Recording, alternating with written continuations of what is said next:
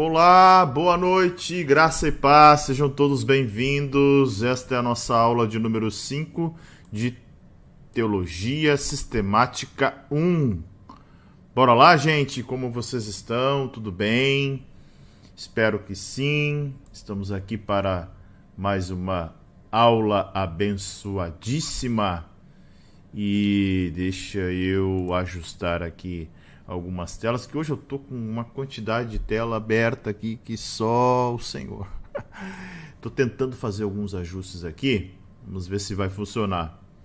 Tudo certo, vamos ver como é que está áudio, como é que está a imagem. Tudo bem, gente? Eu quero fazer um testezinho aqui. Opa, deixa eu ver se rola. Vamos ver se rola. Eu tenho uma novidade aqui para as nossas lives. Vamos ver. Vamos ver aqui. Tudo certo aí com áudio? Áudio, imagem. Aí, olha que coisa magnífica. Olha o que eu consegui fazer.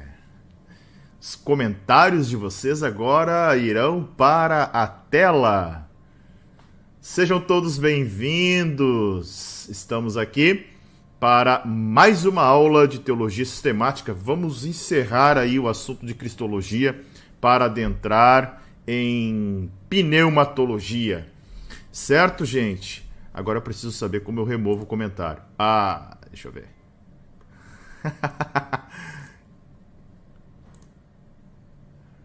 E agora? Deixa eu ver como é que eu removo o comentário aqui, gente. Vamos ver. Aí. Tá bem. Dei um jeito aqui. Vamos aprendendo. Tá? Vamos aprendendo. Tudo certo? Bora lá? Então vamos para a aula de hoje. Vamos concluir o nosso assunto a respeito de cristologia. Deixa eu só abrir aqui a página onde nós estávamos. Eu vou ter que voltar com outro monitor aqui, porque ficou tanta tela agora aberta aqui usando o YouTube, né? Então eu tô meio ainda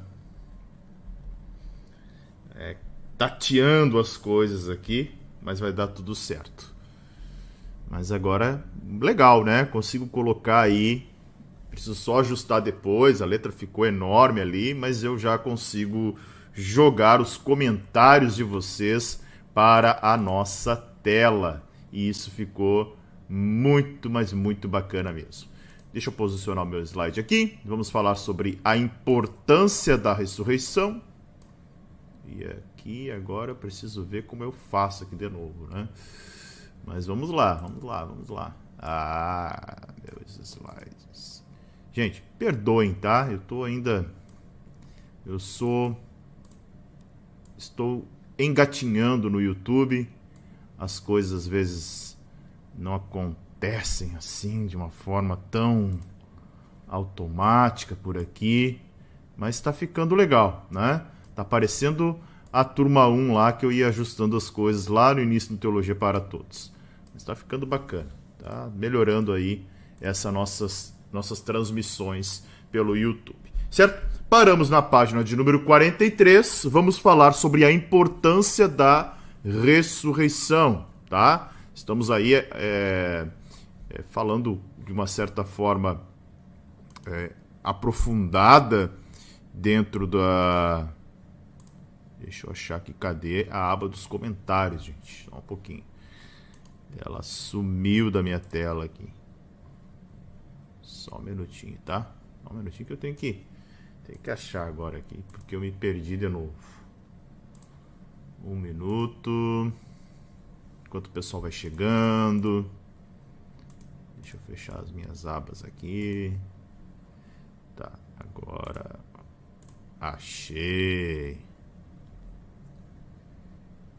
Olha aí, obrigado, Isolete. Muito obrigado. Que o Senhor te abençoe, tá? Muito obrigado. Que o Senhor te abençoe. Precisamos muito da cooperação dos irmãos aí, de tantas coisas que nós temos para fazer para o Senhor. Mas muito obrigado. Bora lá? Onde é que está meu slide? Paramos na página de número 43. Vamos falar agora sobre a importância da ressurreição, tá? Deixa eu só fazer mais um pequeno ajuste no meu slide. Vai ficar tudo perfeitinho aqui para que você não tenha nenhum problema. Vamos lá. Agora sim. Bora.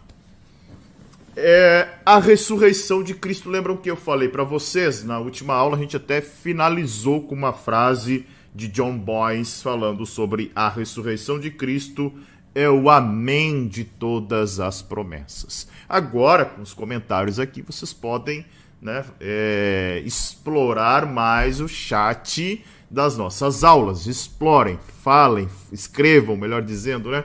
Façam seus questionamentos, seus comentários, suas considerações, e aí eu vou colocar, né, vou selecionando e colocando aqui em nossa tela, ok? Então, olha só.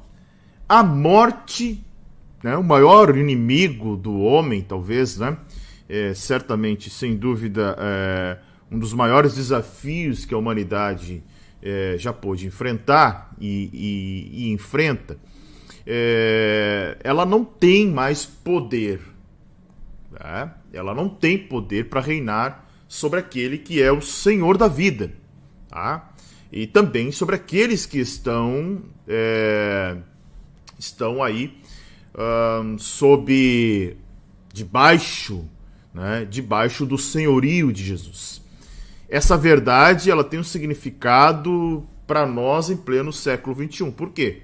Se eu e você, né, cremos, como diz Paulo, e aqui tem um texto magnífico que eu quero apresentar para vocês, né? Ele é um texto formidável, simplesmente formidável, que está em 1 Coríntios, no capítulo de número 15, tá? E a partir do verso de número 12. Eu vou colocar na tela aí e você acompanha o texto. Olha o que diz o apóstolo Paulo aos Coríntios. Pois bem, se proclamamos que Cristo ressuscitou dos mortos, por que alguns de vocês afirmam não haver ressurreição dos mortos? Pois se não existe ressurreição dos mortos, Cristo não ressuscitou. E se Cristo não ressuscitou, nossa pregação é inútil e a fé que vocês têm também é inútil.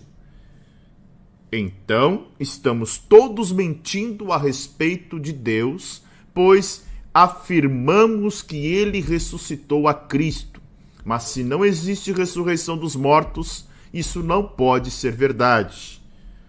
E se não existe ressurreição dos mortos, então Cristo também não ressuscitou. E aqui o texto muito importante. E se Cristo não ressuscitou, a fé que você tem é inútil, e vocês ainda estão em seus pecados. Neste caso, todos que adormeceram crendo em Cristo Jesus estão perdidos. Se nossa esperança em Cristo vale apenas para esta vida, somos os mais dignos de pena em todo o mundo.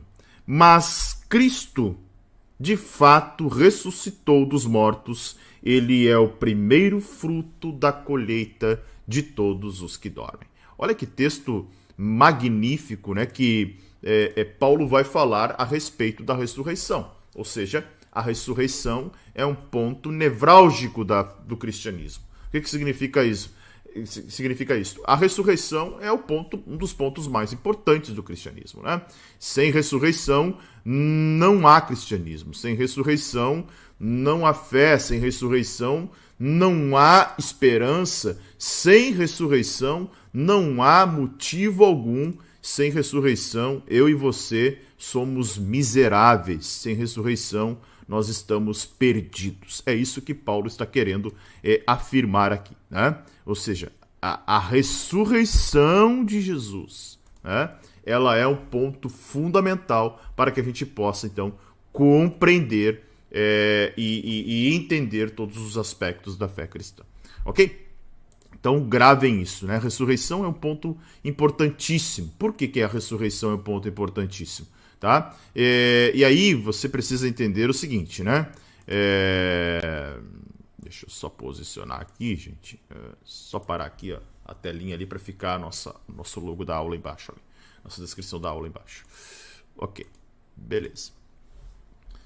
Então, se de fato nós somos cristãos, se de fato nós cremos na ressurreição de Jesus, e se de fato nós professamos Cristo como Senhor e para nós Ele está vivo, Ele reina, então nós podemos nos alegrar pelo fato de Jesus, né, ter levantado dos mortos como um conquistador, como um campeão que vive para sempre para reinar com todos os seus santos, certo? Então Cristo reina, não esqueçam disso, tá? Há uma premissa muito importante dentro do cristianismo, que é a ressurreição de Cristo. Ou seja, lembram que eu sempre falo que tem uma linha mestra, uma espinha dorsal do cristianismo em relação a Cristo, né? Ele encarnou, ele teve o seu nascimento virginal, ele morreu de morte de cruz e ele ressuscitou. Esses 4 pontos são fundamentais para nós entendermos cristologia. Tá? Jesus é o Deus encarnado, ele encarnou, ele assumiu a carne, né? Esse nascimento dele essa concepção dele foi virginal, seu nascimento foi virginal, concepção sobrenatural. Ele morreu pelos nossos pecados e ele ressuscitou, certo? Então nós precisamos compreender isso dentro do cristianismo, ok? Esse texto que nós acabamos de ler, de 1 Coríntios capítulo 15, a partir do verso de número 12, vai suscitar a questão da ressurreição, né? Nós bem sabemos que os saduceus eram um grupo, né, de religiosos, mais políticos do que religiosos naquela época, e eles estavam aí, de certa forma, não criam na ressurreição, né? Então, aí até mesmo influenciados pelas teorias, pela filosofia grega, Paulo vai dizer, tá, mas vocês não acreditam na ressurreição? Porque se não houve ressurreição, né? Se Cristo é apenas um mito, se Cristo é apenas um profeta, se Cristo é apenas alguém que se ele não ressuscitou, ele não é Deus, né?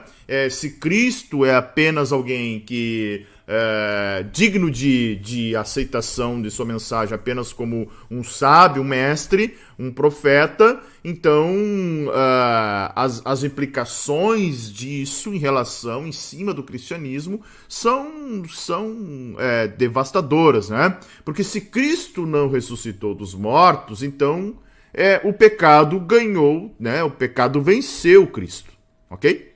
Se Cristo não ressuscitou dos mortos, então ele venceu, ele foi derrotado. E a morte, automaticamente, continua, né, nos vencendo. Então, é isso que Paulo está dizendo aqui. Olha, se Cristo não ressuscitou, né, se não existe ressurreição, a nossa pregação é inútil, gente.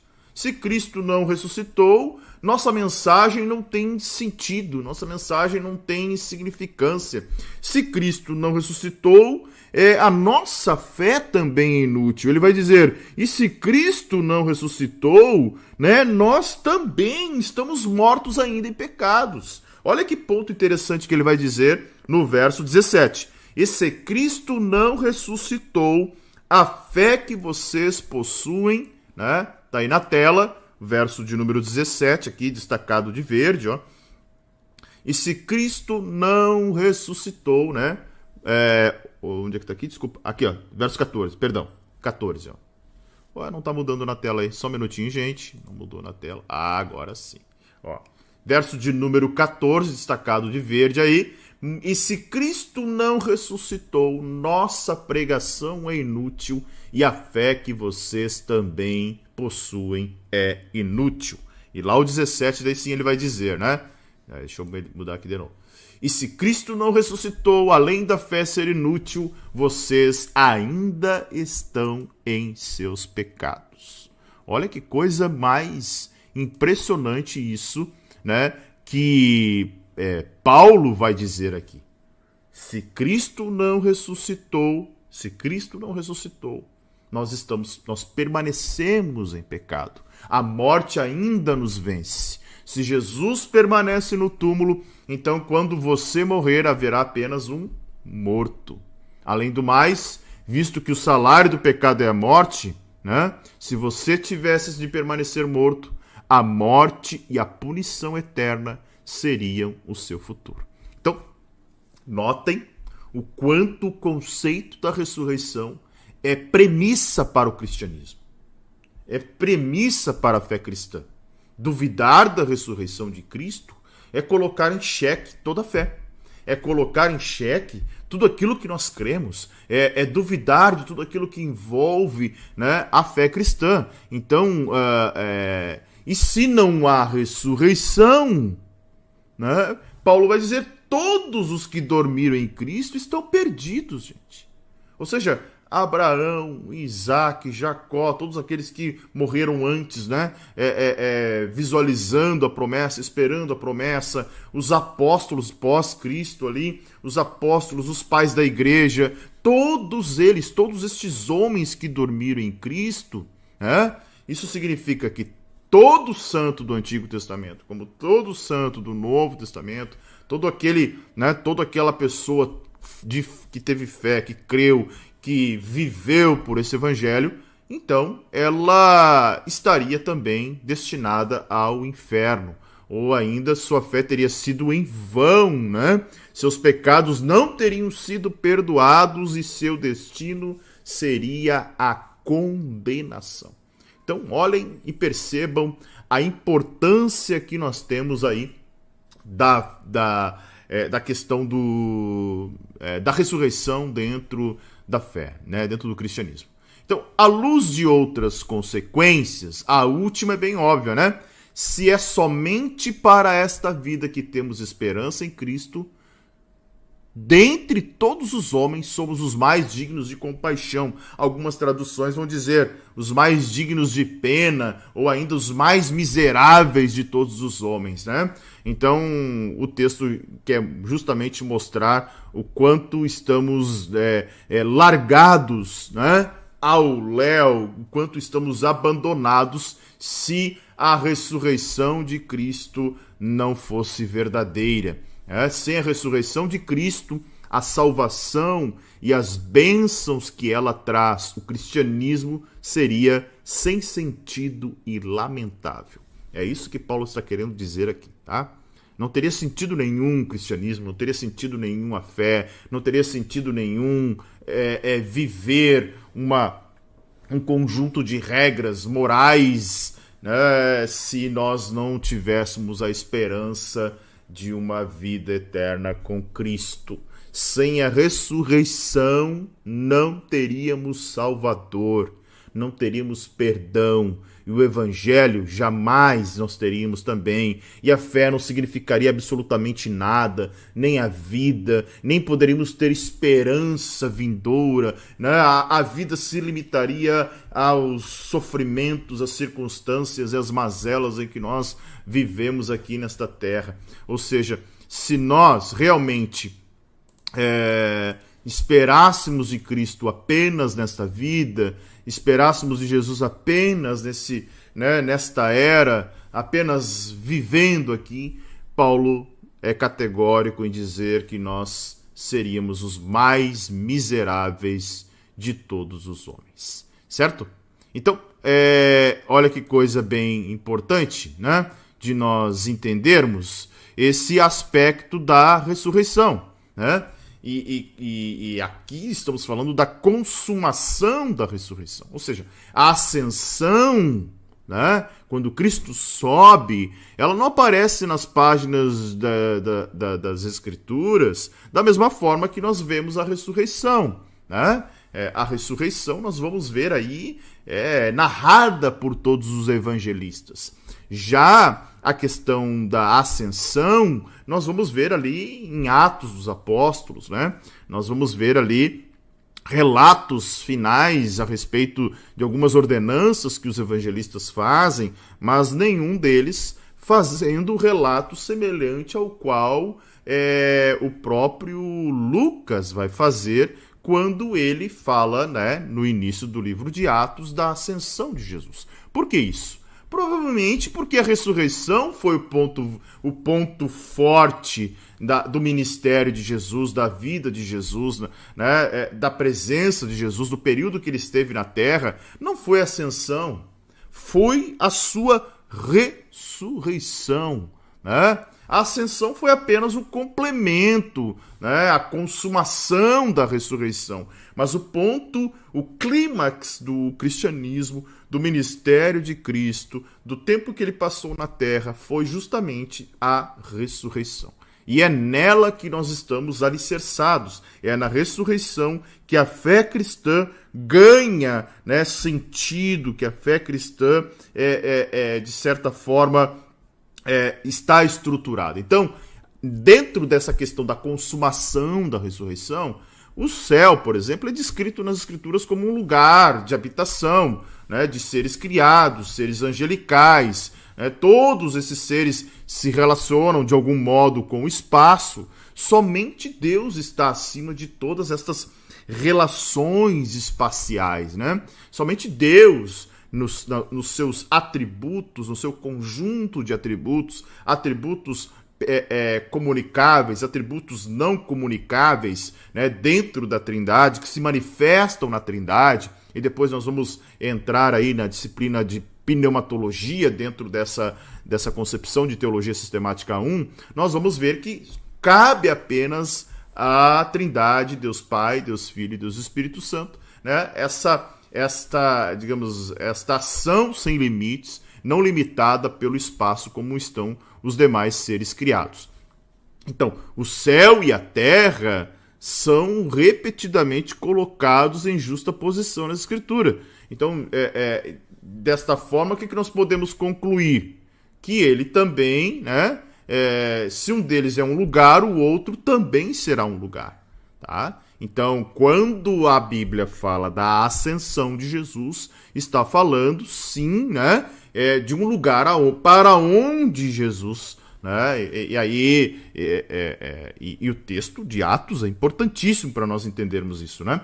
Deixa eu abrir aqui para você compreender. Eu quero dizer, mas ele não está limitado ao espaço que você, como acabou de dizer. Claro que não. Não está limitado ao espaço, né? Nem o Pai, nem o Filho, nem o Espírito Santo, nenhuma das pessoas da Trindade estão limitadas ao espaço, mas se céu, que é um lugar de seres criados, é um lugar, e a terra é um lugar, então quando Lucas vai falar lá em Atos, olha só o texto aqui, tá? Deixa eu compartilhar com você. Um minuto. Aí está o texto na tela. Olha só. Deixa eu abrir aqui minha ferramenta, porque ele não está atualizando automaticamente. Olha o que ele está fazendo aí. Ok, olha aí. Então os que estavam com Jesus lhe perguntaram: Senhor, será esse o momento em que restaurará o reino de Israel? Ele respondeu: o Pai já determinou o tempo e a ocasião para que isso aconteça, e não cabe a você saber. Vocês receberão poder quando o Espírito Santo descer sobre vocês, e serão minhas testemunhas em toda parte, em Jerusalém, em toda a Judéia, em Samaria e nos lugares mais distantes da terra. Depois de ter dito isto, foi elevado numa nuvem, olha só, elevado numa nuvem, e os discípulos não conseguiram mais vê-lo. Continuaram a olhar atentamente para o céu, até que 2 homens vestidos de branco apareceram de repente no meio deles e disseram: homens da Galileia, por que estão aí parados olhando para o céu? Esse Jesus que foi elevado do meio de vocês para onde? Para o céu, voltará do mesmo modo como vocês viram subir. Então notem que nós temos aí dois lugares, dois locais em algum sentido da palavra, né? Então a Bíblia, de certa forma, ela ensina a pensar no céu como um lugar. Tem várias passagens, né, que dirigem o nosso pensamento para o céu e também, né, passagens mostrando que há um lugar que para baixo que é o inferno.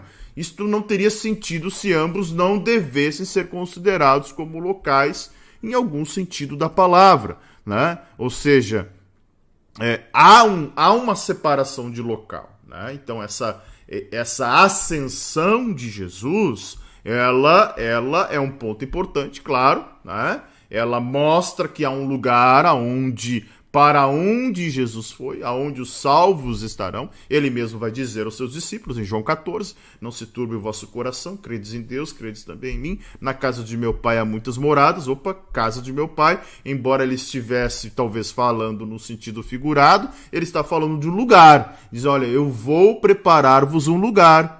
E quando eu estiver preparado, voltarei para levar vocês, né? Para buscar vocês, para onde eu estiver, estejais vós também. Então ele está falando de um lugar. Então o céu é um lugar, né? E isso é importante de nós entendermos dentro dessa concepção de encarnação. Aí eu vou botar um quinto ponto, né? Encarnação, nascimento virginal, morte, ressurreição e ascensão de Jesus, tá? Então o ingresso do Salvador no céu é retratado como uma subida. Os discípulos veem Jesus ascendendo até que uma nuvem o intercepta e oculta da vista deles. Tá ali o texto que nós acabamos de ler, né? Jesus é ocultado deles. E o próprio texto vai dizer, olha, que eles não enxergavam mais, né? Então, isso também estava na mente de quem escreveu Hebreus, lá, Hebreus 4,14. Olha o que diz, portanto, visto que temos um grande sumo sacerdote que adentrou os céus, Jesus, o Filho de Deus, apeguemo-nos com toda a firmeza à fé que professamos. Olha que texto magnífico, né? Portanto, visto que temos um grande sumo sacerdote, ou seja, ele está fazendo uma comparação aqui do sacerdócio de Cristo com o sacerdócio de Arão, dizendo que Jesus é o grande sumo sacerdote que adentrou aos céus, né? Enquanto Arão adentrava ao Santo dos Santos de um tabernáculo terrestre, Jesus está adentrando aos céus e ele vai dizer, olha, Jesus, o Filho de Deus, então tenhamos fé, né? Nos apegamos com toda a firmeza à fé que professamos, tá? E aí perguntando, qual a importância, então, né, de Cristo ter não só ressuscitado, tá? Mas também ascendido aos céus. É aí algo bem importante de nós compreendermos, tá? Uma coisa é dizer que Cristo está vivo, outra, ele é também vitorioso. São duas coisas diferentes. Olha só, o peso da vitória de Jesus é demonstrado em sua ascensão. Ou seja, quando Jesus é assunto aos céus, mostra o peso desta vitória, né? Ou seja, essa ascensão de Cristo refere-se não só à magnitude da vitória, o tamanho da vitória, mas algo mais importante ainda é o fato que somos elevados nele. Olha só que coisa linda, né? Então, nós podemos, sim, com o peso dessa vitória, se chegar até Cristo, ok? E aí, gente, é bem importante nós olharmos lá na página de número 49 também, o quanto nós podemos e devemos ter em mente que hoje, né, se Cristo está vivo, e Cristo está vivo, né, nós devemos ter isso em mente, que Cristo está vivo, que Cristo está atuante. E aí tem um texto que eu quero apresentar para vocês aqui, que está, né, quem estudou Apocalipse verso a verso comigo, vai lembrar desse texto, porque ele é um texto magnífico. Apocalipse capítulo 1, verso de número 17 e 18. Eu vou jogar na tela aí para você ver, tá? Só um minutinho. Apocalipse, verso 17 e verso 18, diz assim: quando o vi, caí aos seus pés, como morto. Aqui é João falando, né? Ele, porém, colocou a mão direita sobre mim e disse: não tenha medo, eu sou o primeiro e o último, sou aquele que vive. Estive morto, mas agora vivo para todo sempre. E tenho as chaves da morte e do mundo dos mortos. Olha a importância. E aqui, gente, eu quero, diante desse texto, fazer uma menção bem importante. Se nós cremos que realmente a palavra de Deus ela é inspirada, se nós cremos que toda a Escritura é divinamente inspirada, se ela é inspirada, eu sempre faço essa relação, né? Se a Escritura é divinamente inspirada, né? Vamos pensar assim, tá? A Escritura é divinamente inspirada. Se ela é divinamente inspirada, tá? Ela é inerrante, ela não erra. Se ela é inerrante, ela é infalível, ela não falha. Se ela é infalível, ela é verdade absoluta. Agora, quando eu olho para Apocalipse capítulo 1, verso 17 e 18, e tento imaginar, tento ouvir Jesus falar, não tenha medo. Talvez não haja maior medo para o homem do que a morte. Não há medo maior. Não há medo maior. Hoje à tarde, nas minhas atividades pastorais que concorrem com o meu trabalho, né? Eu fui fazer um atendimento no hospital de alguém aqui da igreja, né? Um familiar de alguém aqui da igreja. E como o ambiente hospitalar ele é um ambiente carregado de medo. Como o ambiente hospitalar é um ambiente carregado de aflição, de angústia, do medo da morte. Como esse ambiente ele tem essa carga espiritual, porque ali muitas pessoas estão se deparando com este medo. Agora, quando eu olho para o texto de Apocalipse, talvez... e esse medo, irmãos, não é um medo assim, olha, ele é fraco, olha, né, ele não tem Jesus. Todo é do ser humano. Faz parte do ser humano. Nós não fomos projetados para a morte. Nós não estamos preparados para a morte. Nós não temos essa estrutura para a morte. É claro que como cristãos e entendemos a verdade, compreendemos a verdade, sabemos que a nossa esperança ela não se limita nesta vida. Mas quando eu olho para um texto como este, palavras de Jesus dizendo: não tenha medo, eu sou o primeiro, eu sou o último, sou aquele que vive, estive morto. Passei sim morto, estive lá, naquele túmulo, mas estou vivo para todo o sempre. E mais, a morte não tem poder sobre aqueles que estão em mim. Ele vai dizer: eu tenho a chave da morte e também do mundo dos mortos, né?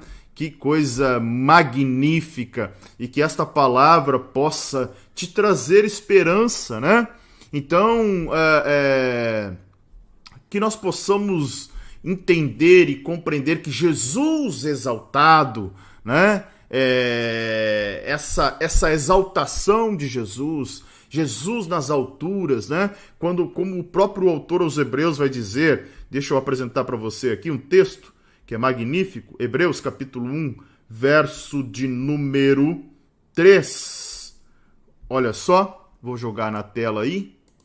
Hebreus capítulo 1, verso de número 3, diz assim: o Filho irradia a glória de Deus e é com sua palavra poderosa sustenta todas as coisas. Depois de nos purificar de nossos pecados, ou seja, depois de ser o sacrifício perfeito, né? Depois de ele ser o sacrifício perfeito, sentou-se no lugar de honra à direita de Deus, majestoso nos céus, né? Que coisa magnífica e linda de nós entendermos esta elevação de Cristo, essa exaltação de nosso Senhor Jesus. Então, e aí tem um texto que é impactante, que é Atos capítulo 7, verso 55, e aí a gente já vai para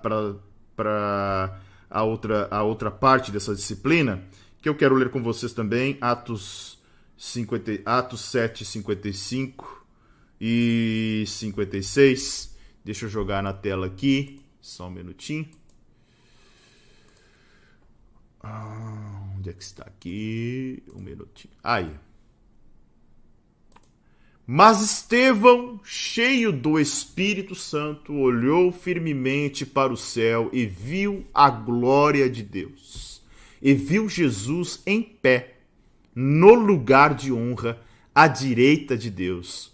Olhem, disse ele, vejo os céus abertos e o Filho do Homem em pé, no lugar de honra, à direita de Deus.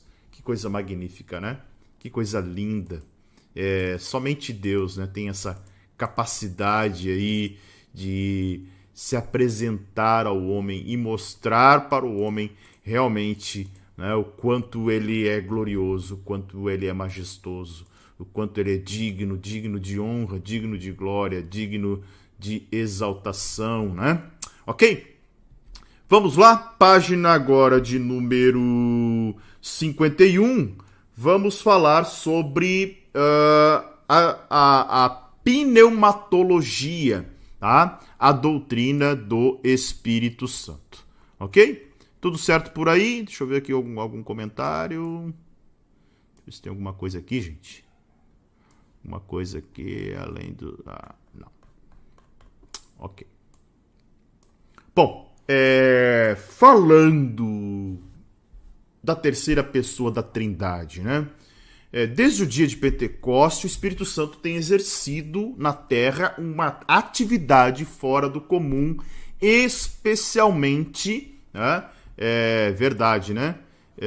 Deixa eu jogar aqui na tela um comentário. Onde é que tá aqui, Elaine? Tá? Então, especialmente nos últimos 2 séculos, né? Esta gloriosa verdade, ela é para nós muito significante. Porque além de testemunhar da nossa própria experiência, né? Aí entra a nossa experiência, a iluminação. Então você precisa compreender algo, né? A palavra foi soprada, inspirada, certo? Ela foi inspirada pelo Espírito, por Deus. Ou seja, essa palavra inspirada significa sopro, né? Foi soprada, né? É soprada por Deus. Revelada aos homens, ou seja, revelação especial de Deus aos homens. E, por intermédio do Espírito Santo, nós compreendemos essa revelação quando nos acheguemos a Ele com um coração sincero, desejoso, aberto, ensinável, né? Diferentemente de se achegar ao texto bíblico apenas olhando para ele como uma obra literária ou como uma obra histórica. Todo aquele que se achega na presença de Deus, todo aquele que se aproxima desse livro, todo aquele que, de certa forma, olha para esse livro com fome de Deus, com sede de Deus, ele recebe o que nós chamamos de inspiração, certo? Então, esta é a gloriosa obra do Espírito Santo. Esta é a gloriosa verdade, né? Ela é muito significante, porque além de testemunhar da nossa própria experiência, e aqui é algo muito importante que você lembre, né? Eu sempre falo que a vida de um cristão deve ser uma vida de equilíbrio, a ponto de nós equilibrarmos a nossa experiência com o nosso conhecimento, tá? Mais um comentáriozinho muito importante para você agora. A nossa experiência com o nosso conhecimento. Nós precisamos equilibrar isso. Por que equilibrar a nossa experiência com o nosso conhecimento? Por quê? Eu sempre digo, né, e sempre falo isso com muita frequência, que quando nós estamos apenas vivenciando a experiência, nós caímos no erro, né? Nós caímos no erro de validar algumas experiências que elas não são tão positivas assim, no sentido de nós observarmos a veracidade bíblica destas próprias experiências. Por que eu estou dizendo isso?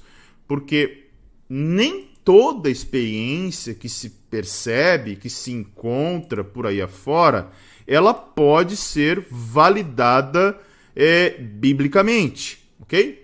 Então, por isso que o cristão ele precisa equilibrar a sua vida espiritual, a sua vida de experiência com a sua vida de conhecimento. Eu sempre digo, experiência demais em detrimento da palavra, ou seja, eu só observo experiência, não demais, tá? Desculpa, mas observar apenas a experiência em detrimento da palavra, eu começo a validar como revelação tudo aquilo que me vem à mente. E, na verdade, nós sabemos que a revelação, né, toda revelação precisa ser colocada à prova da palavra, tá?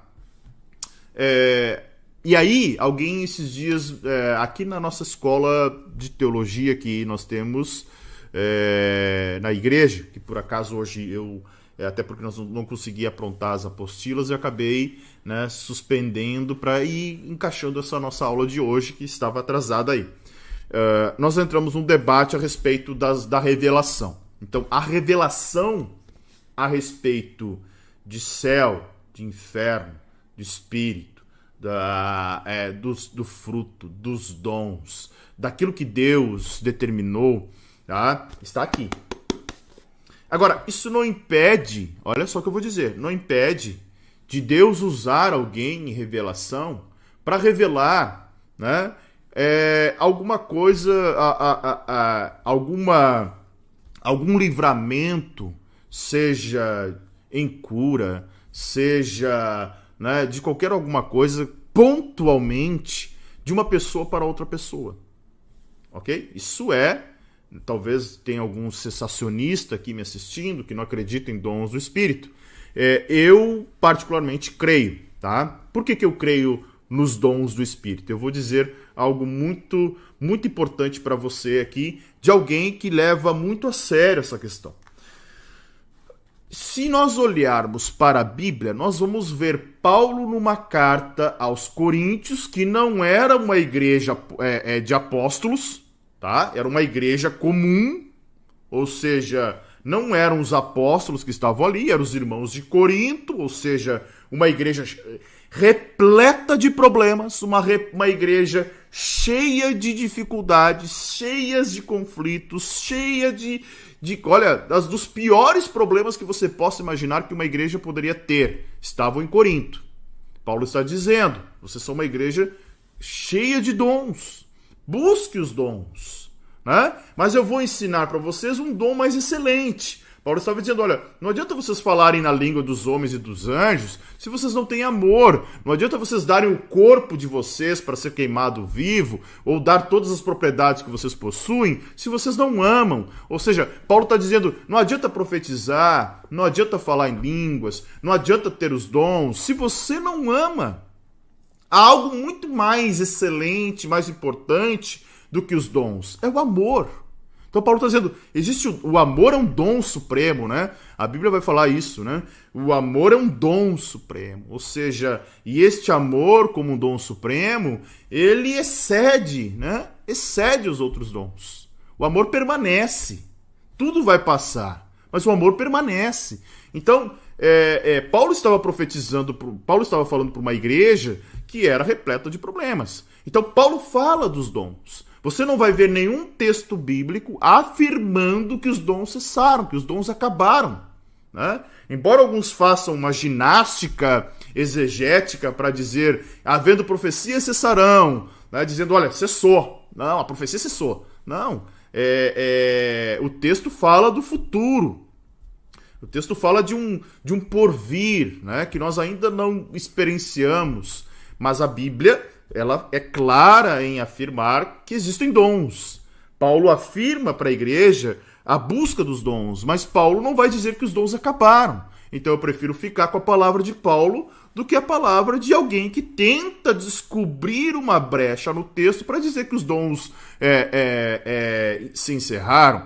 E é óbvio que, se nós olharmos para o mundo neopentecostal, há muita bizarrice que acaba explorando e dando uma evidência maior para os dons do que o caráter, do que o relacionamento, do que o amor. E aí nós poderíamos ficar horas falando a respeito desses problemas, tá? Mas o que eu quero falar aqui não é disso. Eu quero falar aqui a respeito da pessoa do Espírito Santo. Então, esta gloriosa verdade, né, do Espírito Santo é para nós muito significante, porque além de testemunhar da nossa própria experiência, corresponde à nossa concepção à luz das profecias de que a manifestação abundante do Espírito Santo é um dos sinais distintos da iminente volta de Jesus. Ou seja, o trabalho, a obra do Espírito Santo é um sinal de que Jesus está voltando. Né? Qual é o trabalho do Espírito Santo? Convencer o homem do pecado, da justiça e do juízo. Né? Todas as vezes que um pregador abre a boca para anunciar o evangelho e um pecador se arrepende, ali tem obra do Espírito Santo. Então, a obra do Espírito Santo é crescente, né? E isso mostra, né, a importância de nós estudarmos a respeito da terceira pessoa da Trindade. E por um acaso, né, coincidência ou não, eu terminei de ler um livro essa semana e eu tenho alguns livros que eu quero indicar aqui que eu estou... deixa eu achar aqui. Não é aquelas coisas de bom dia Espírito Santo, tá? Tô falando aqui de obras sérias a respeito da pessoa do Espírito Santo.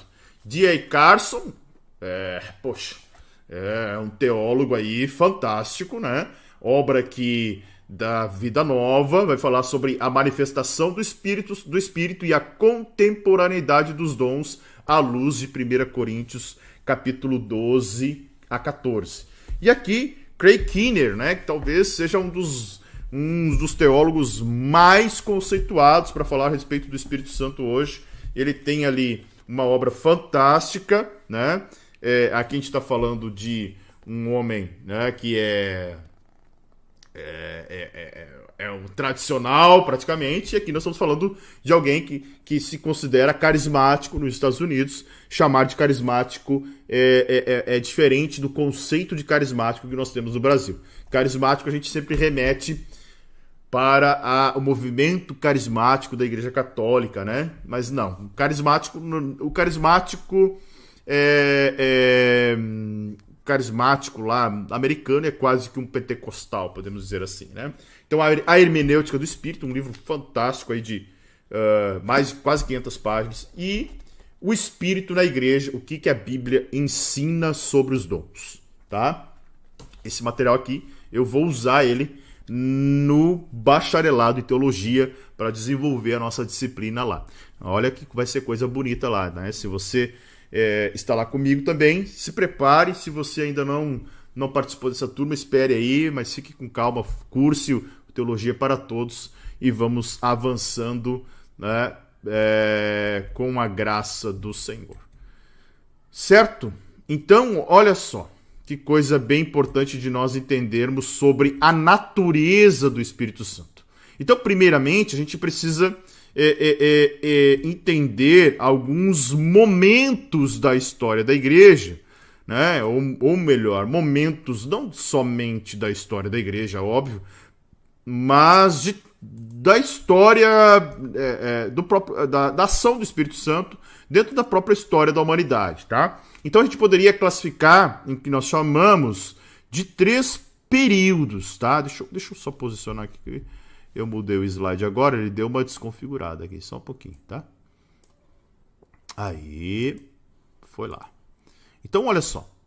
Vamos falar de 3 períodos. O primeiro é o pré-Pentecoste, tá? Então, o Espírito Santo pré-existia como uma terceira pessoa da Trindade, né? Façamos o homem à nossa imagem conforme a nossa semelhança. Gênesis 1, 26, tá? Nessa qualidade, ele sempre esteve ativo. Algumas pessoas vão achar assim, o Espírito Santo é coisa do Novo Testamento, né? Negativo, gente. Ele sempre esteve ativo. Ele, o próprio Espírito Santo, e aí nós precisamos lembrar do conceito da Trindade, né? Coexistente, subsistente em 3 pessoas, né? Consubstancial, coexistente, consubstancial em 3 pessoas, ou seja, Deus Pai, Deus Filho, Deus Espírito Santo. Deus é Pai, Deus não né? Deus Pai não é o Filho, Deus Pai não é o Espírito. O Espírito é Deus, o Espírito não é Pai, o Espírito não é Filho. O Filho é Deus, o Filho não é o Pai, o Filho não é o Espírito, né? Pericorese. Pensem num triângulo, né? Pensem num triângulo. Temos lá Deus Pai, Deus Filho, Deus Espírito Santo, tá? Todos os 3, né, existem numa só pessoa, um só Deus, subsistente em 3 pessoas distintas, certo? E isso é muito importante de nós compreendermos. Então, houve uma ação do Espírito Santo. O Espírito Santo não é, né, talvez no conceito de muitas pessoas, o Espírito Santo é a ação do Novo Testamento. Olha, ele se manifesta no Novo Testamento. Algumas pessoas assim, olham para Gênesis 1, né, 1, 2, né, o Espírito Santo paira, parece que ele estava adormecido sobre as águas. Não, na verdade, o Espírito Santo sempre juntamente com Jesus, os 3, né, as 3 pessoas da Trindade agindo ativamente. Mas o período que antecede ao dia de Pentecostes não foi uma época especial. O próprio Antigo Testamento foi de preparação, foi de espera, né, de quando ele viria se manifestar, como o próprio Jesus explicou logo após a sua ressurreição, tá? Aí vem o período pós-Pentecoste, né? Que se estende do dia de Pentecostes até os nossos dias, né? E a gente pode chamar aí, de uma forma bem legítima, de dispensação do Espírito, tá? Não tem problema nenhum, não há um erro nenhum em dizer isso. Por quê? Porque o próprio Jesus prometeu, né? Ao ascender dos céus, ele diz, Atos capítulo 1, verso 8, ele diz, e ficai, né, em Jerusalém, até que do alto sejais revestidos de poder, e ser-me-eis minhas testemunhas, tanto em Jerusalém, quanto Judéia, e Samaria, e até os confins da terra. Ou seja, ele prometeu, né? Ele disse, vou mandar o Paracleto, eu vou mandar um outro Consolador. E esse Deus veio para o quê? Para habitar nos homens. Ele vem para permanecer. Então esse dia de Pentecoste marca o raiar de um novo dia nas relações entre o Espírito Santo e a humanidade. Ele veio para habitar no crente salvo. Olha que coisa magnífica. O Espírito Santo veio para habitar em nós, certo? Então, é muito importante nós entendermos e falar um pouquinho lá na página de número 51, né? Essa natureza do Espírito Santo. Ele é Deus, ok? É Deus. O Espírito Santo é um em essência com o Pai e com o Filho, ou seja, é pessoa divina. ele contém em si elementos de existência pessoal, ou seja, é difícil a gente definir uma personalidade quando é atributo de Deus, né? Deus não pode ser pesado, medido por padrões humanos. Então, a gente pode dizer que a personalidade existe quando se encontram em uma única combinação: inteligência, emoção, vontade própria ou ainda autoconsciência e autodeterminação. Tá? Mas o Espírito Santo possui os atributos, propriedades e qualidades, né, de uma pessoa, inquestionavelmente de uma personalidade. Ele possui os atributos divinos, né? Então não tem como negar essa natureza do Espírito. Então essa natureza do Espírito começa: Espírito Santo é Deus, tá? Lá na página de número 51 e 52, você vai ver algumas verdades a respeito desta de Deus como Espírito. Vamos lá. Primeiro, ele é o Espírito da verdade, tá? Ele atua como o Espírito da verdade. Ele é a verdade, né? Ele atuou na criação do mundo e inspirou os homens a escreverem as Sagradas Escrituras. Ou seja, o sopro, né? O ruach, o sopro, né? O sopro que veio, né, da inspiração divina para os homens foi do próprio Espírito, né? É ele quem ilumina hoje eu e você e nos capacita para que nós possamos compreender a verdade divina. No dia de Pentecostes, né, em cumprimento final da profecia e das promessas quanto à descida do próprio Espírito Santo, ele se manifestou de maneira singular quanto os primeiros discípulos foram batizados no Espírito e, como vai dizer, né, passando a fazer parte do corpo de Cristo, que é a igreja. Ali inaugura-se a igreja, né? E outras várias manifestações que vão aparecer aí no próprio livro de Atos confirmam a evidência de universalidade do dom do Espírito a todos os que creem em Cristo, tá? O recebimento do Espírito Santo, né, sempre ocorre quando os pecadores se convertem a Jesus, que os integra regenerados pelo Espírito. Quem é que regenera a natureza caída do homem? É o próprio Espírito, é a ação do Espírito Santo de regenerar o homem. Então, quando o homem se converte, realmente reconhece a necessidade de um Salvador, de um Senhor. Olha, eu preciso ser salvo. Por que eu preciso ser salvo? Do que eu preciso ser salvo? Quem pode testificar, falar, anunciar, proclamar as boas novas da salvação? Então, notem que coisa magnífica que é a obra do Espírito Santo e por que o Espírito Santo, né, está sobre a vida da igreja, né? Então isso é muito fantástico. Então a gente precisa entender que a gente vive essa era do Espírito Santo, certo? Nós vivemos, poderíamos dizer, né, como eu falei anteriormente, a dispensação do Espírito Santo, por falar assim, por dizer assim, certo? É o próprio Espírito Santo, já falei antes, né, que convence o homem do pecado, de que o homem é pecador, de que o homem necessita, né, arrepender-se, que o homem pode ser justificado, que há uma justiça de Deus, e que esse homem, de certa forma, se torna justificado a partir de que quando Jesus se torna o nosso advogado, e principalmente de um juízo vindouro, tá? Então haverá um juízo vindouro, tá? É uma frase bem interessante da Bela Flor aí. O Espírito Santo, Deus dos bastidores, né? Realmente, né? É ele que opera a regeneração do pecador perdido. Então, lembrem-se, todo homem tem uma natureza pecaminosa. O homem é depravado. Tá? Calbart vai dizer que todo homem é mentiroso. Tá? Uma frase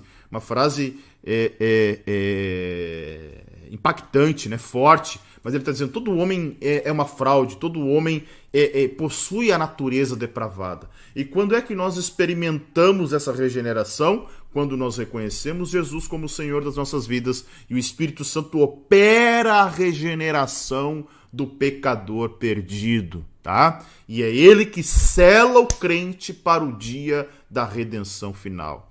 E mais, é ele quem habita dentro de você. Paulo vai dizer, 1 Coríntios capítulo 3, deixa eu ver aqui, se não me falha a memória, verso 16, rapidamente aqui, 1 Coríntios 3, deixa eu ver aqui, só um minuto, isso mesmo, tá? Vou colocar na tela aí para você ver, 1 Coríntios capítulo 3, verso 16, diz assim: vocês não entendem que são o templo de Deus e que o Espírito de Deus habita em vocês? Qual é o que está habitando dentro do homem ali?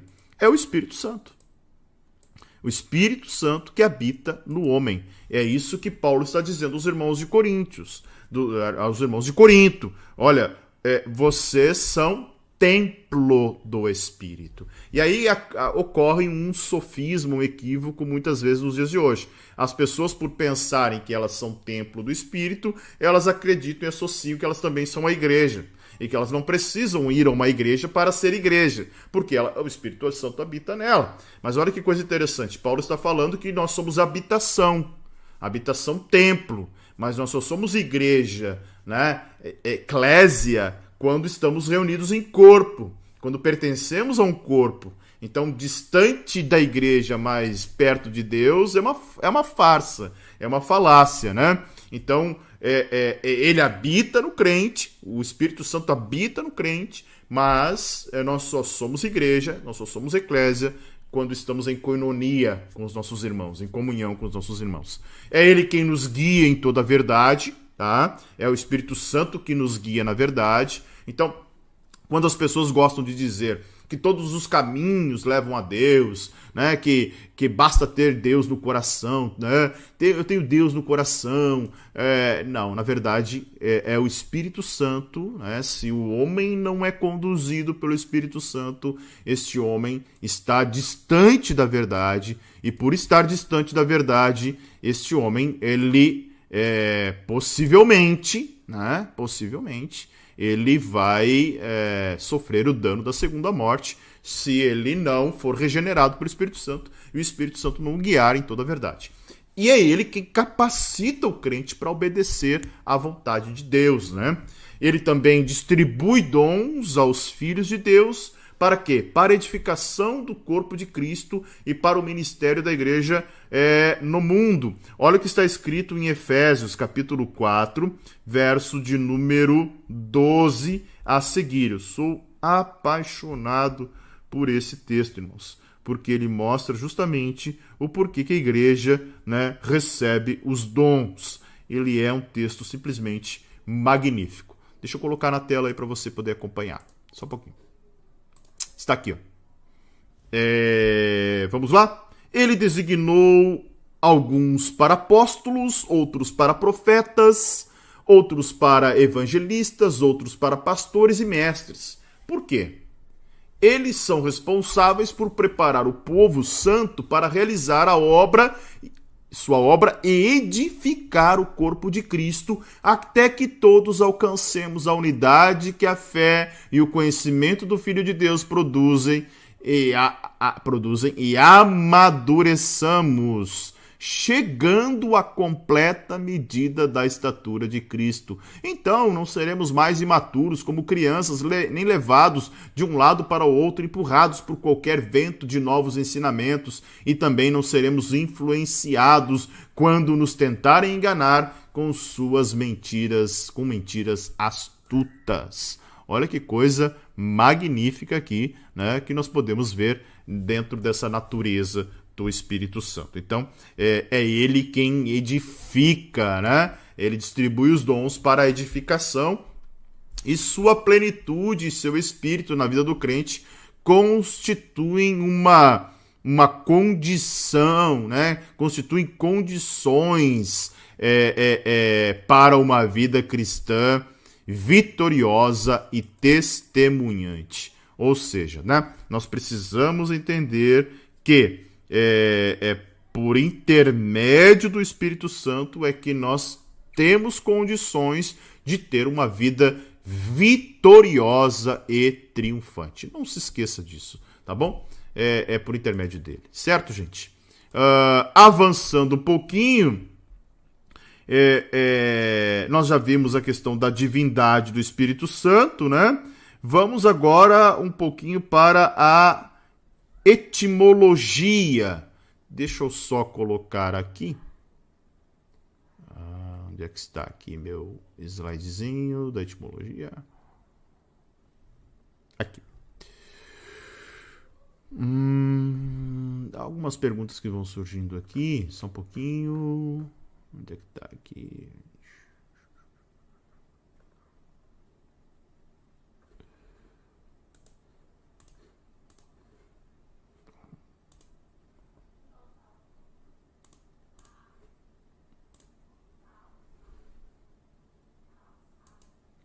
No Antigo Testamento, o Espírito Santo permanecia permanente no crente? Não, tá? Vamos relembrar um pouquinho aí. Boa essa pergunta, tá?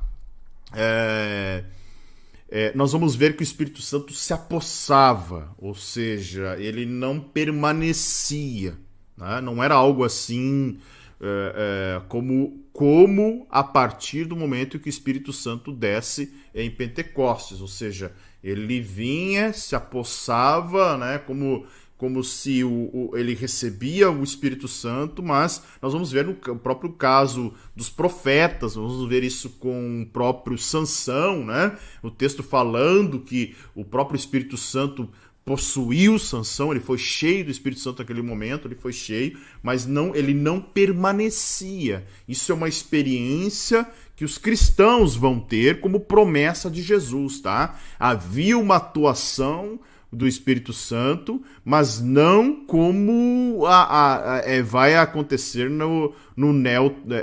a operação neotestamentária e a partir dali na vida da igreja, né?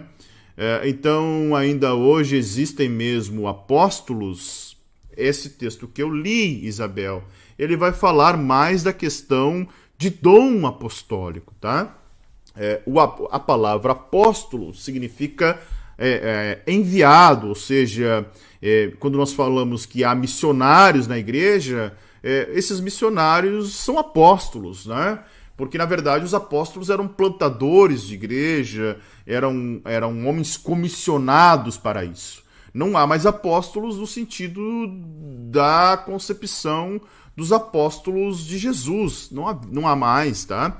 Mas o dom apostólico, ele existe e está evidente, né? É isso que a gente precisa compreender, tá bom? Dom apostólico diferente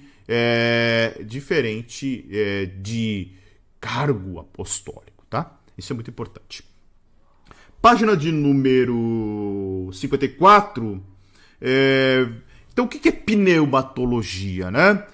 Pneuma, do grego pneumatos, que significa espírito, tá? E logos você já sabe, já deveria saber essa altura do campeonato. Revelação, palavra, discurso, doutrina, raciocínio, né? Ou seja, quando a gente fala em pneumatologia, nós estamos falando da doutrina do Espírito Santo, tá?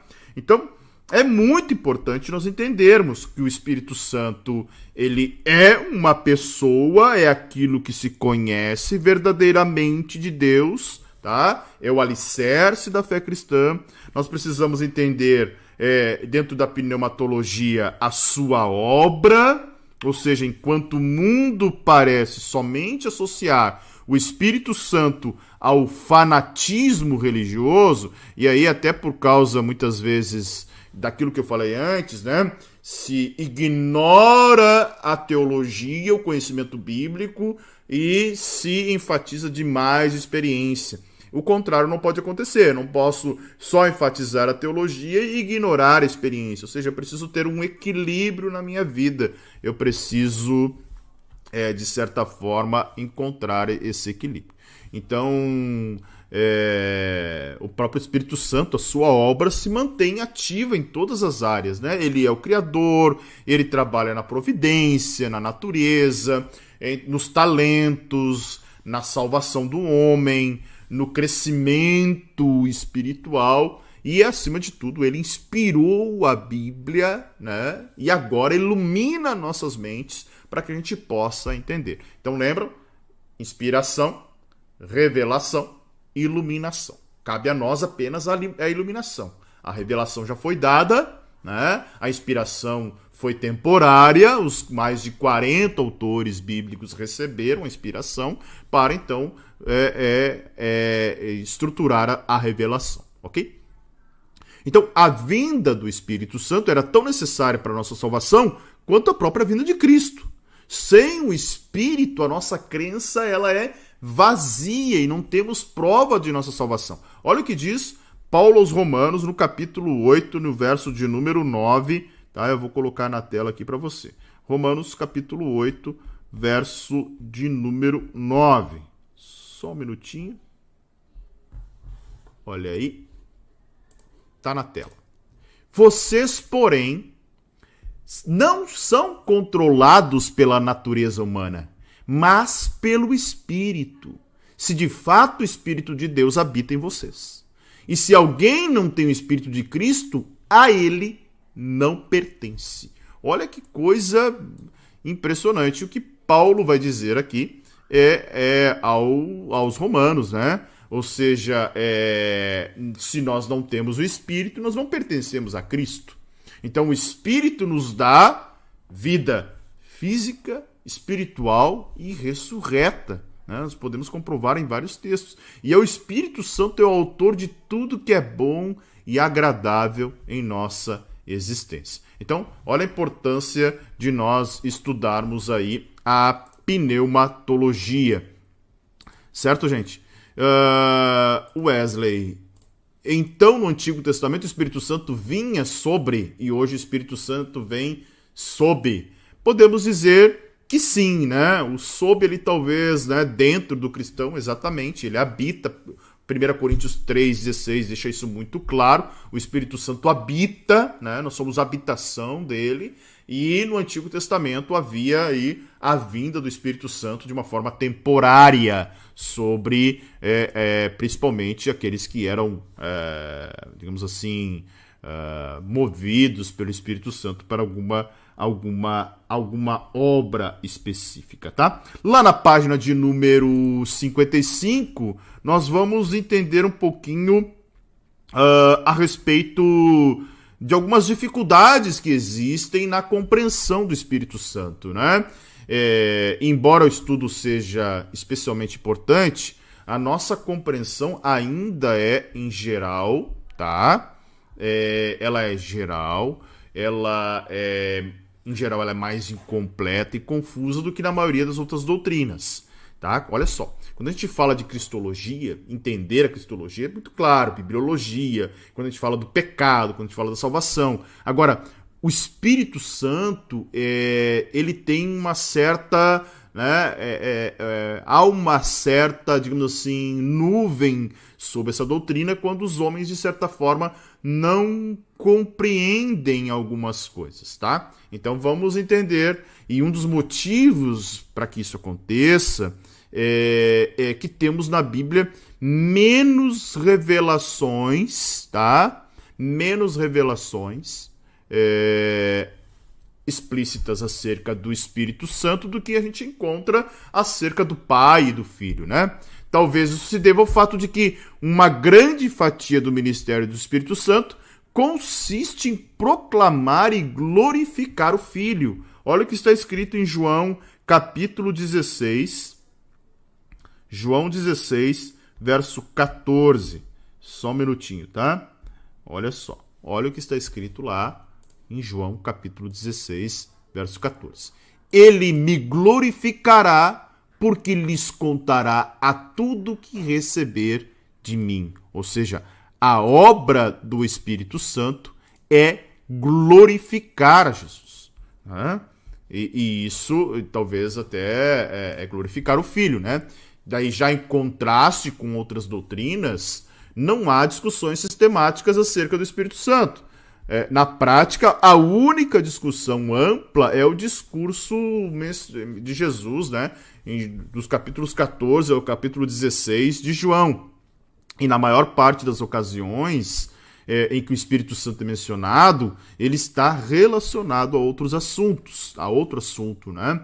E outro problema que nós vamos enfrentar é a falta de um quadro concreto de figuras. Deus Pai é compreendido de forma bem razoável, por causa da figura do pai, que é familiar, né? Ou seja, eu tenho um pai, você tem ou teve um pai, então a figura paterna, talvez você é pai, né? Então essa figura do pai, ela é emblemática para nós, né? Assim como o filho, não é difícil de nós entendermos o que é ser filho, né? Conceituar filho, porque realmente apareceu ele numa forma humana, o próprio Jesus veio em forma humana, né?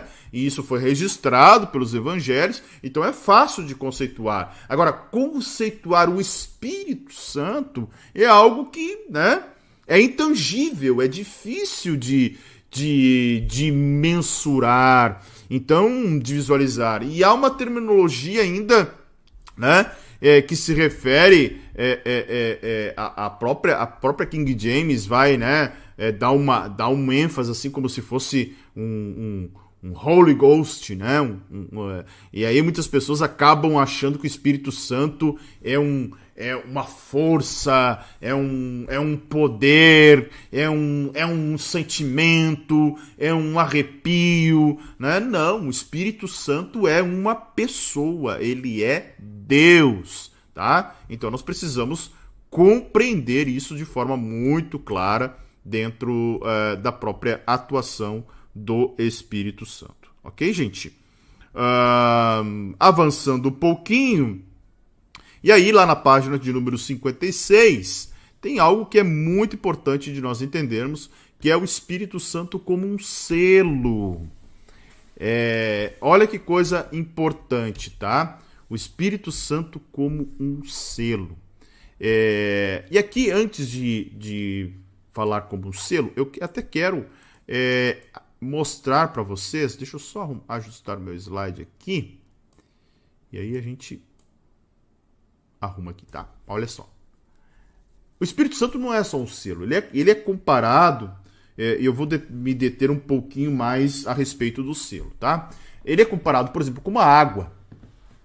Há vários textos que ele é comparado como uma água, tá? Opa, não botei meu slide, agora sim, na tela, tá? Então o Espírito Santo é comparado como uma água, né? Água viva, que traz vida, vivifica. Já teve aquela vontade, né, de beber uma água, muita sede, e aí quando você bebe parece que há um renovo, há uma, né, sabe, traz vida novamente, parece que você é reavivado. A água é isso, né? Por isso que ele é comparado com uma água. Ele é comparado como óleo, né, que ilumina, que prepara para o serviço de Deus. Ele é comparado como uma pomba, né? Quando Jesus está sendo batizado, ele ali desce o Espírito Santo como uma pomba, né? Visto como forma, né? Como a gente vai chamar de antropoformismo, ou ainda, né? Alguns vão... ali não seria antropoformismo, ali seria uma teofania, né? Uma teofania. Em forma de pomba, mostrando a pureza, mostrando, né, essa digamos assim, ação do Espírito Santo que nos purifica. Ele é comparado como um selo, e aí sim, né, na apostila lá, no e-book, na página de número 56 e 57, nós vamos ver o que é o Espírito Santo como um selo. E aí é muito interessante ver essa atuação, né, do Espírito Santo como um selo. Por quê? Selo era usado para afirmar propriedade. Olha que coisa magnífica isso. O selo é a presença do Espírito, é a prova que ele pertence a Deus. Você é selado com o Espírito Santo para dizer: você pertence a Deus. Você é de Deus. Você não é mais perdido. Quando você é selado, O selo confirma algo genuíno, algo autêntico. Por isso que a gente sempre olha o diabo como um plagiador, um falsificador, né? Nós vamos ver que ele copia. Ele copia a Trindade, ele copia tanta coisa, né? E ele copia a marca, o selo. Então, enquanto que os filhos de Deus são selados pelo Espírito Santo, ele vai criar a sua marca para os últimos dias. Então, o selo mostra a minha autenticidade como filho de Deus. Sou propriedade. O crente genuíno é reconhecido pelo fato de ser habitado pelo Espírito Santo. Tá? Você é reconhecido pelo fato de ser habitado como Espírito Santo. Então, o principal conceito do selo é a segurança. Vamos ver alguns textos aqui, tá? Olha só. Primeiramente, 2 Timóteo, capítulo 2. Deixa eu mostrar para você aqui. 2 Timóteo, capítulo 2, verso de número 19. Onde é que está aqui? Aqui, deixa eu botar na tela aí para você. Olha o que diz 2 Timóteo, capítulo 2, verso de número 19. Mas o alicerce sólido de Deus permanece firme com esta inscrição: o Senhor conhece, olha só, o Senhor conhece quem pertence a Ele.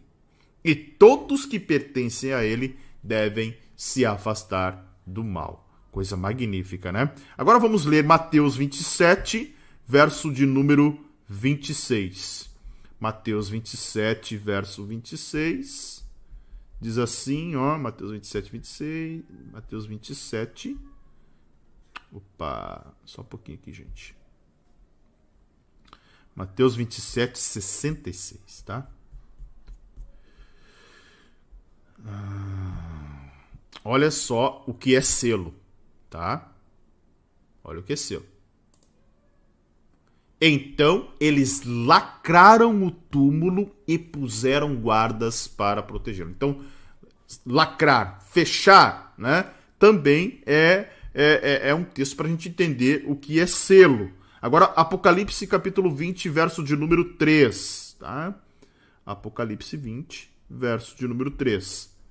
De novo. O anjo lançou não pudesse mais enganar as nações, até que terminasse os 1000 anos. Depois disso é necessário que ele seja solto por um pouco de tempo. Ou seja, novamente aqui a questão do selo, né? Do lacre, do selo. E aí, né, a gente pode comparar aí Apocalipse 7, verso 4.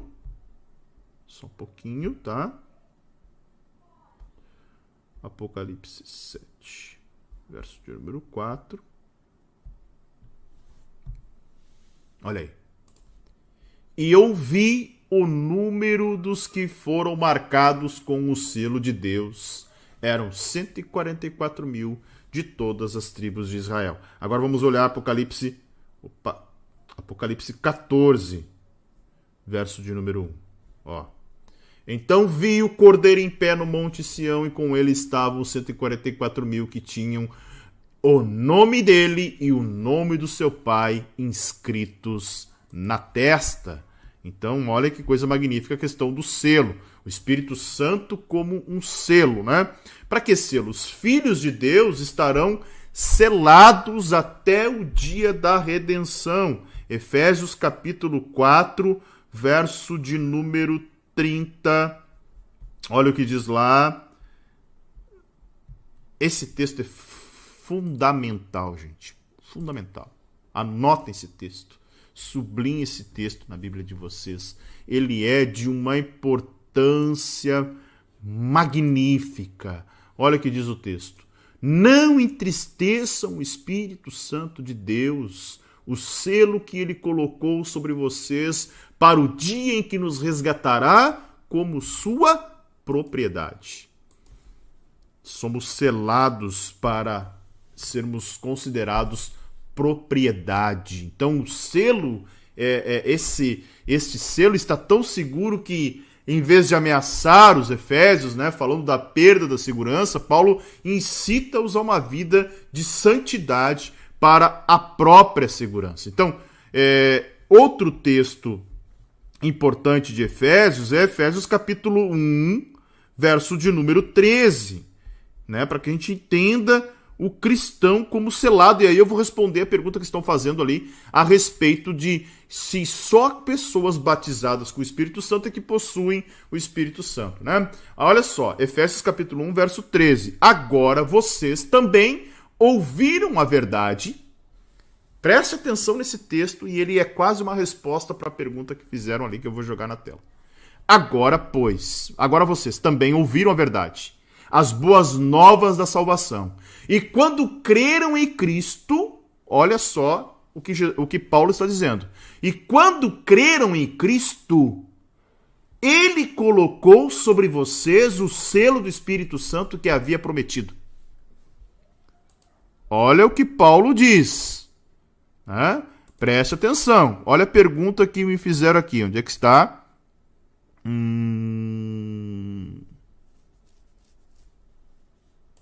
Aqui, ó. Vou colocar aqui, do Rodrigo. Todo crente é batizado no Espírito? Vamos ler o texto de novo. Preste atenção. Efésios capítulo 1, verso 13. Agora, vocês também ouviram a verdade. Quem é que ouviu a verdade aí? Eu ouvi a verdade. Você já ouviu, certamente. Né? Se você me acompanha, você ouviu a verdade. As boas novas da salvação. Ponto. E quando creram em Cristo, ele colocou sobre vocês o selo do Espírito Santo que havia prometido. Então, todo crente, toda pessoa que ouviu a verdade, as boas novas da salvação e crê em Cristo, foi selado pelo Espírito, com o Espírito Santo. Foi selado com o Espírito Santo. Tá? Então, existem pessoas que acreditam que esse batismo no Espírito Santo só é evidenciado quando alguém fala em línguas estranhas. Eu, particularmente, não acredito nisso. Tá? Não acredito que a única evidência de ser batizado no Espírito Santo... Que base tu tens para falar isso, pastor? Efésios capítulo 1, verso 13. Paulo está dizendo que todo aquele que ouviu a boa nova, ouviu a verdade, ouviu o evangelho e creu nele, foi selado com o Espírito Santo. Para mim é isso. Pronto. Tá? Então, existe uma natureza desse selo, né? Aqueles que ensinam que o crente está selado por um trabalho espiritual do Espírito Santo fazem com que ele seja um selo experimental, né? Ou seja, capaz de ser experimentado, né? O selar do Espírito Santo é um trabalho de santificação, tá? A Bíblia nunca apresenta o selo como uma experiência. O Espírito Santo produz experiências, tá? Pode produzir experiências, mas a sua presença é o selo. Se você é a habitação do Espírito, se o Espírito habita em você, você já está selado. O Espírito, o ser selado com o Espírito, não é uma experiência pessoal, é a marca. Para quê? Por que nós somos selados? Olha só, qual é o objetivo do selo? Se nós confundirmos o selo com a segurança, então devemos acreditar que os crentes fracos ainda não foram selados. A Bíblia assume o selo de todo crente. Vamos ler, olha só, 2 Coríntios, capítulo 1, verso 22. Todo crente, todo aquele que crê, tá lá, Efésios 1, 13, tá? Agora 2 Coríntios 1, 22, para você ter certeza absoluta do que eu estou falando. Vou ler o 21 e o 22, tá? Olha o que diz o texto. É Deus quem nos capacita, e a vocês, a permanecermos firmes em Cristo. Ele nos ungiu e nos identificou como sua propriedade. Como é que nós somos identificados como propriedade de Deus? Quando ele coloca em nosso coração o selo do Espírito, a garantia de que tudo que ele nos prometeu. Opa! Se Paulo, aos Efésios, vai dizer que todo aquele que ouviu as boas novas e creu é selado, e Paulo, mesmo Paulo, está dizendo aos Coríntios que Deus nos identificou como propriedade sua, colocando em nosso coração o selo do Espírito, por que todo crente que só os que falam em línguas são selados com o Espírito Santo? Negativo, né? Pelos textos bíblicos que eu acabei de ler, eu comprovei para você que todo crente, todo aquele que crê em Jesus Cristo, ele é selado com o Espírito Santo. Por quê? Para que sejam seguros. Esse é o propósito do selo. O selo é a base. Selar é a base, não o conhecimento da segurança. O Espírito Santo é um selo maravilhoso por seu poder, né? Olha o que vai dizer 1 João, capítulo 4, verso 4. Vamos lá para o texto? Olha só que texto magnífico, tá? 1 João, capítulo 4, verso 4, diz assim: Filhinhos, vocês pertencem a Deus e já venceram os falsos profetas, pois o Espírito que está em vocês, né? Pelo selo, recebido pelo selo, porque vocês ouviram a verdade, vocês ouviram as boas novas e ele selou vocês, né? O Espírito que está em vocês é maior que o Espírito que está no mundo. Olha que coisa magnífica, gente. Que coisa magnífica, tá? E esse trabalho, né, mostra que esse Espírito... Eu quero ler mais um texto. Esse Espírito nunca nos deixará, né? Que é Filipenses capítulo 1, verso 6. Por que ele nunca nos deixará? Por causa dessa promessa, olha só. Em Filipenses capítulo 1, verso 6. Tenho certeza de que aquele que começou a boa obra em vocês irá completá-la até o dia em que Jesus Cristo voltar. Tá? Até quando Jesus Cristo voltar. Então, esse é, né, o propósito do selo. Então, e o tempo, né, de ser selado? Lá na página 57. Os crentes são selados quando recebem o Espírito. Isso acontece quando eles confiam em Jesus. Vamos ler dois textos rapidamente. Gálatas capítulo 3, verso 14. Gálatas 3, 14 diz assim,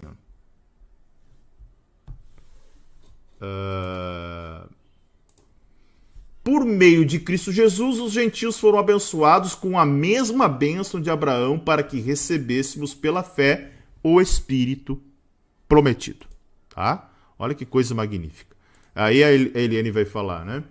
Este selo do Espírito Santo está em todo crente como uma marca de propriedade exclusiva de Deus. Exatamente. Gente, eu estou me adaptando ao YouTube, vocês perceberam, né? Então estou aí... Essa disciplina era para ter 5 aulas apenas, eu vou ter que estender para não correr com o assunto, né? Então a gente vai encerrar essa disciplina na sexta-feira agora. Sexta-feira agora a gente tem a última aula de Teologia Sistemática 1, tá? Ok? E depois, deixa eu dizer o que você vai receber na própria sexta-feira lá no Linktree, tá? O Linktree está no nosso grupo, lá do nosso canal do Telegram, tá? Então, faça parte, você tem que fazer parte do nosso canal do Telegram. E depois de Teologia Sistemática 1, deixa eu só ver aqui. Teologia Sistemática 1... virá a disciplina de hermenêutica, uma disciplina fantástica para que nós possamos aprender a interpretar o texto bíblico, tá? Então, sexta-feira encerraremos essa disciplina aqui. Sexta-feira damos o final, né? Finalmente em Teologia de Sistemática 1, tá? E na sexta-feira você já recebe o link da avaliação, estará lá no Linktree, e também vocês receberão o e-book da próxima disciplina, que será a disciplina de hermenêutica, tá? Bom fim, está excelente a aula, obrigado, que Deus abençoe. Eliane, eu não recebi esse último material, tá no Linktree, né? Se você está me acompanhando aqui, essa já é a 5ª disciplina, correto? 5ª, né? Da turma 3, Bibliologia, Panorama do Antigo Testamento, Panorama do Novo Testamento, Introdução à Teologia e Teologia Sistemática 1, é a 5ª disciplina. Então, os e-books estão sempre no Linktree para fazer download lá, tá? Eu não envio os e-books por e-mail do Teologia para Todos, certo? Ok? Um recadinho aí da Marinês, né? Olha aí, ó. Curta o vídeo antes de sair do canal, certo? Curta o vídeo, isso aí, Caroline Hermenêutica. Curtam o vídeo antes de sair do canal, para que os outros alunos encontrem. Eu organizei agora, deixa eu ver se eu consigo mostrar para você. Meu canal lá, o nosso canal aqui do YouTube, ele está um pouquinho mais organizado, porque agora eu aprendi a fazer algumas coisas lá, né? Estou aprendendo ainda, gente. Mas, olha só. Onde é que tá aqui? Deixa eu mostrar para vocês aqui. Onde é que eu mostro? Só um pouquinho. Aqui, ó. Canal lá, agora você encontra. Olha só, ele está agrupado. Ó, devocional, né? Que é o nosso Café com Palavra. Eu vou renomear ele para Café com Palavra. Eu acho que até renomeei, ele não apareceu. Ó, Teologia para Todos, tá? E do Superior de Teologia, que os vídeos são postados aqui, mas tudo acontece lá pela plataforma, tá? Então o canal tá um pouquinho mais organizado aí, certo? Ô, Rafael, obrigado, né?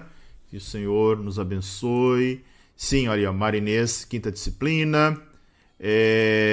São Viveiros não vai ter Teologia Sistemática 2? Vai, só que ela é a penúltima disciplina. Quando nós falamos isso, a Caroline aqui até ajudou. Ó. É isso aí, penúltima disciplina. Quando a gente fala de antropologia, angelologia, eclesiologia, ramartiologia e soteriologia, tá? Então, a gente vai ter essa disciplina sim. Tá, gente? Então, viram que o canal tá diferente? Estou aprendendo ainda aí, né? Ajustando, organizando o nosso canal para que fique mais fácil de vocês encontrarem os vídeos aí. Obrigado, Wesley. Primeira aula ao vivo, que bacana. Aula muito boa, gostei das respostas. Legal. Ficou legal essa interação agora, né? De poder jogar aqui os comentários de vocês na live. Fica bacana mesmo. Certo, gente? Não esqueçam aí de curtir o vídeo desta aula, porque o YouTube, né, propaga mais. Não esqueçam aí de ativar as notificações do canal. Espero que vocês tenham gostado dessa nossa aula. E na próxima sexta-feira a gente inclui a 5ª disciplina, tá? E realmente a gente vai evolui, tá? Isso mesmo, o Instagram, olha, o Instagram só com Café com Palavra mesmo, porque não dá mais. As aulas lá, infelizmente, da turma 1 e da turma 2, você ainda encontra tudo em ordem. Turma 3... Turma 2 ainda ele excluiu as últimas disciplinas, tá?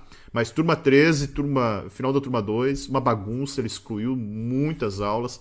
E aí não teve outro jeito. Aqui no YouTube não tem isso, né? Fica muito mais fácil da gente estruturar aqui. Eronita, minha querida aluna. Eronita, para quem não sabe, é a mãe da Marinês, né? Deus abençoe vocês. Esperando a senhora aqui para conhecer a nossa igreja, tá? Certo, gente? Que Deus abençoe todos vocês. Fiquem na paz. Uma ótima semana. Fiquem com Deus e até sexta-feira, se o Senhor Deus assim permitir. Certo? Tchau, tchau.